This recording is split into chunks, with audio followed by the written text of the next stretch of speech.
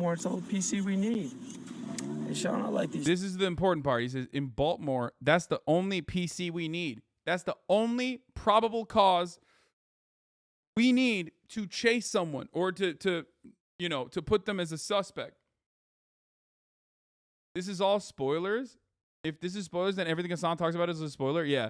Motherfuckers will come into my show and be like, damn, bro, you're really talking about police brutality? That's a spoiler for a possible HBO show, a possible HBO miniseries in the future, dog. I've talked about all this shit in the real world when it happened, motherfucker. And I continue to. These two cats in a black Acura. Let's jack these fools. Let's light them up.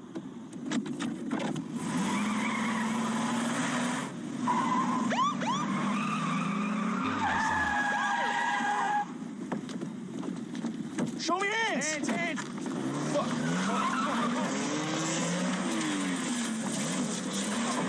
go! 1702, be advised, we pursued a black Acura traveling at high speed on Bell, headed towards Winnow. Wanted on CDS violations. So they're not supposed to in Baltimore, even in Baltimore, where like police have incredible fucking little accountability as opposed to like everywhere else where they apparently do. No, they don't. They're all fucking horrible. Basically, in a situation like this, in most fucking residential neighborhoods, cops will tell you not to chase. Okay, they tell you like your rules of engagement in a situation like this, unless it's an active shooting situation, is to stop chasing, because when you do end up in a high-speed pursuit or in a crowded residential neighborhood, you're going to get into a fucking the roads are incredibly narrow. You're going to get into a vehicular accident. You're absolutely going to get into a fucking car crash. Okay, so you're not supposed to do that. That's why they let these people go. They ban police chases in situations like this. Because there are fucking there are little children walking around. There's old people walking around. There's people going to fucking work. It's not worth it. It's never worth it unless it is like a really high bar to clear where there's like an active shooting or some shit like that happening where there is reasonable suspicion that this person is going to go and kill people. There's very little probable cause. There's a very low probable cause barrier for him to fucking chase. He doesn't know if there's like 100% drugs in that car. He has no fucking idea, right? Go on the right, go on the right. Stay the fuck there. 1302, break off pursuit. Break this off, motherfucker. Careful, bro. They told him stop pursuit. They tell him like. Stay the fuck there. 1302, break off pursuit. Yeah, he says break off pursuit. Break this off, motherfucker. Careful, bro. I ain't gonna fucking stop, motherfucker. I'm right on you now.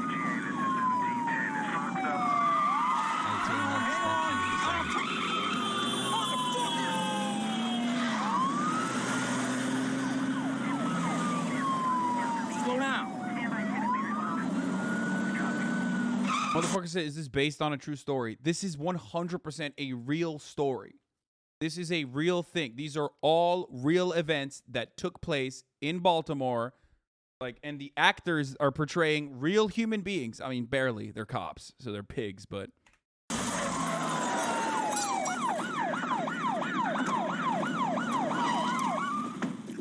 Show me hands! Out of the car! Get the fuck out of the car! Hands! Out of the car! On the ground! On your belly! Hands behind your back! Where the fuck did you book? Man, we didn't know you were cops. You didn't even show us your badge. Don't give me that fucking bullshit. You seen our misery lights. I don't want to hear that. Man, I ain't see shit. Cross your legs. Dang. 2451. Yeah, I need an ambulance at the corner of Gwynnock and Bell You're Ave. not gonna find nothing. Okay. Ma'am, Ma'am, are you? Or a fucking carjacker. Okay? You need to understand.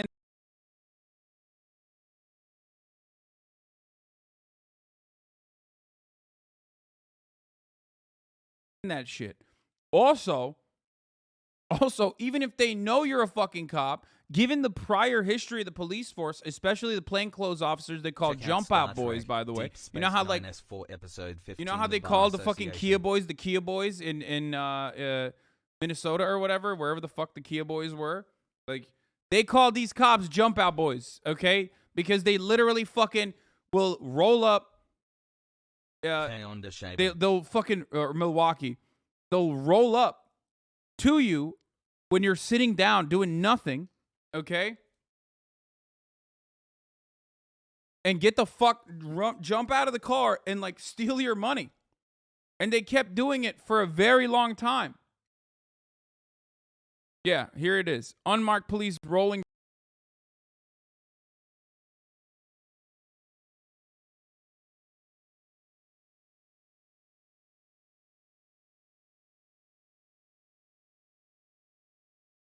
down the blade, 4 or more of them in each single large tint windowed SUV van or no back windows, waiting for a vice officer to confirm having possibly identified a target, a prostitute, pimp, dealer, or someone with an outstanding warrant. They call them jump out boys.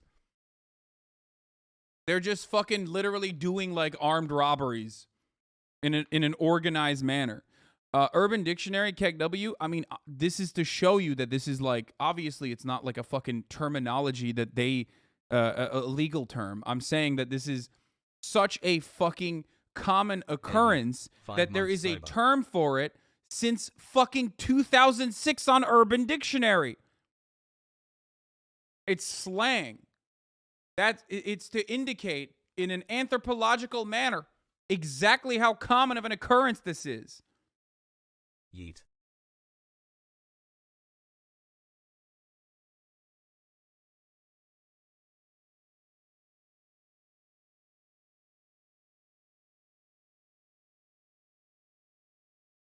Anyway.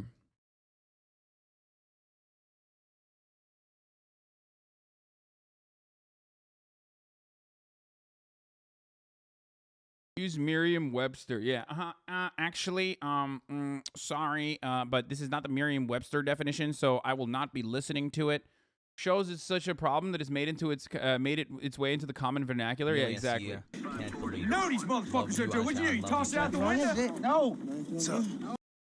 Look at that as well. Oh, this is a really good scene as well. Dude, this entire show is like this.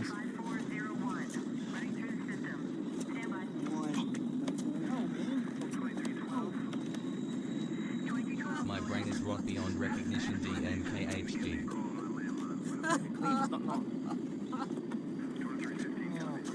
Jakes, they're clean. Nothing on them. Call the sergeant.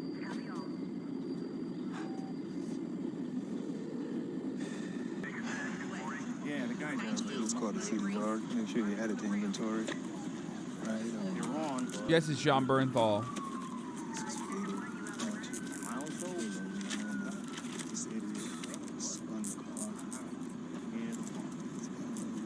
Stop saying don't spoil it for us. This is a real fucking event. Why I'm still here. Hey, Sean, can you do me a favor and just go toss the car one more time, in case we miss something?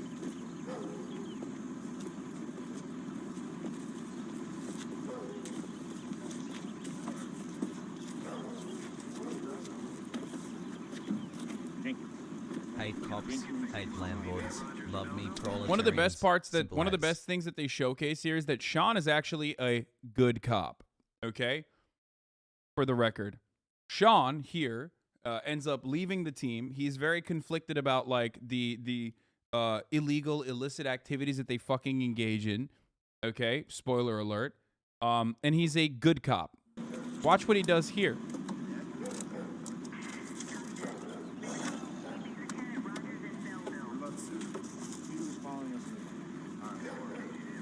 Jay, it's on the floor, right under the seat. Thank you for making Man, me you informed fucking on planted that stuff. shit. Man, So y'all cruddy as hell. as an Y'all oligarch. petty as shit. That's what y'all is. Get off me, man. Look, knowing damn well I ain't do that shit. I ain't had nothing to do with that. Man, you fucking planted that shit on me, yo. You trying to frame my ass. Man, how you gonna do me like that knowing I ain't had nothing to do with it? Everyone. Yeah. So there's Almost more one to it man. than I will not mention. There's more to it that I will not fucking mention. That you could consider to be a spoiler because it's like personal shit, so shut the fuck up about that, regardless of the fact that it's real life.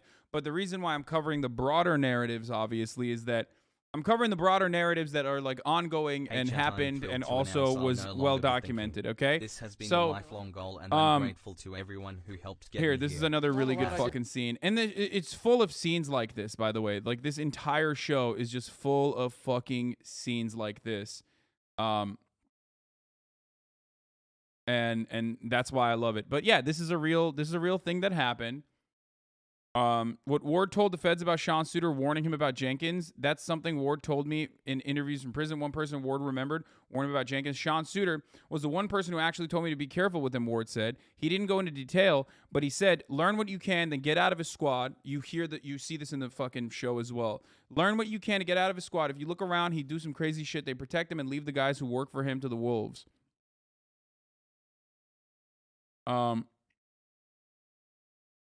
There's another, this show is basically The Wire on steroids.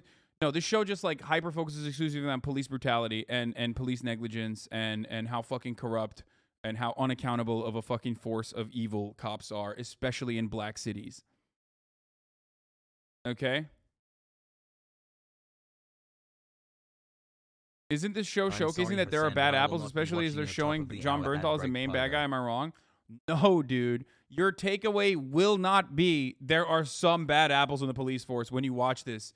No. It lays it on as thick as possible that it is not just a couple bad apples. Even the fucking good apples are rotten to the goddamn core. Yeah, if there's anything that this show showcases, first of all, it's not even fucking like made up stories. This is a real fucking story that that looks like fiction because it's so fucking insane because everything you see in the media is just propaganda for the most part. But if anything, this shows that a couple bad apples spoiled a fucking bunch, okay? Because that's the actual term for it. That's the actual fucking phrase. It's not just, oh, there's only a few bad apples. A few bad apples will fuck up the entire bunch. Except, as I always say, it's not about a few bad apples or the entire bunch of apples being bad. The entire fucking thing is rotten to its goddamn core. The bunch is broken, okay? The system is broken.